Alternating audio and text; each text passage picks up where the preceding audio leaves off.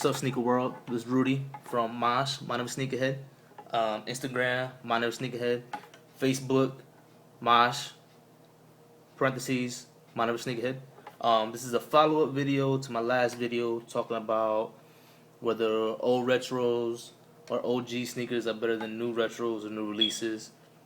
It stemmed off of a situation that happened to me at work. If you haven't seen it, go watch it so you understand why I'm doing this video. Basically, the shoes I was talking about with the Obsidian 12s that was in the conversation of last video. I have the latest Obsidian 12s here. These are the ones I was talking about that I purchased when I was talking to a young gentleman when he proceeded to say he got his in 2001 rather than 2012 or whatever. Basically, these are them. This is what I was talking to. His looked exactly the same. But the conversation I wanted to get into was why are old retros better than new retros, and why I think they're pretty much not. I study business. I'm a real business-minded man. So I think in terms of a business, Jordan, I'm sure they have people that think exactly how I'm thinking right now. The reason why new Jordans wouldn't be as good as old Jordans, basically because of the material or the quality of the leather. They would have the leather be not as durable, not as strong, so the shoes don't last as long. So when the shoes run out, you have to go get another pair. But the reason why Jordan isn't thinking like that, I believe, is because no matter what, no matter if these Obsidian 12s last 10 years, next year if they come out again, they're still going to sell out of their other quantity. They're still going to sell out of their shoes because in today's generation, we buy the same shoe over and over again, no matter if the shoe we got last time was still as good.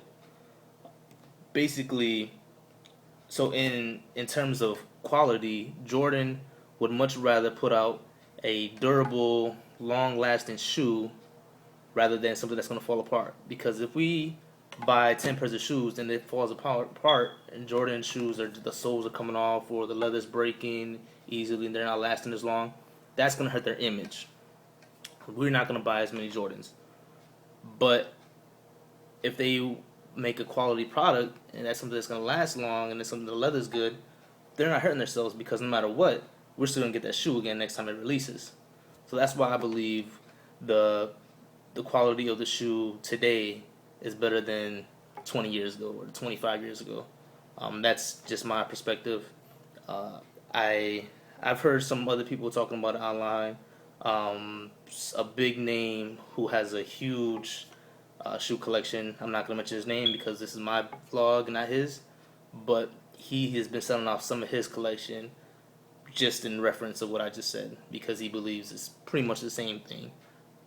Shoes 20 years ago, I believe the quality of leather probably wasn't as good. They lasted, and I mean it was decent, but technology and the processing of leather has gone so far in the past 20 years that it's impossible to not have a better product today than 20 years ago.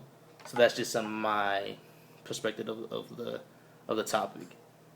And I kind of want to use that as a segue to talk about something else. I'm going to use that as a segue to talk about like buying fake sneakers and buying something that's not a good product. Of course, I mean, a lot of us have been suckered into buying fake sneakers or just due to, I guess, our financial situations that bought fake sneakers. But my question to you is, if you got duped into buying a pair of fake sneakers that say costed $400 and you believe they were real and you got them and you spent $400 and you got them shipped to you, and when you received them you realize they were fake, what would you do? There's no return policy, there's no way to get your money back, you pretty much took a $400 loss. Would you still rock those sneakers, or are you going to be so brand loyal to where you're not going to wear fake sneakers at all? Fake Jordans, say they're a pair of fake Taxi 12s and you spent $400 on them.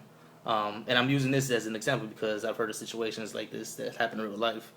If you spent $400 on a pair of fake Taxi 12s and you realize they were fake after you bought them and after you received them, would you still wear them? Me personally, I wouldn't spend $400 on a pair of Taxi 12s.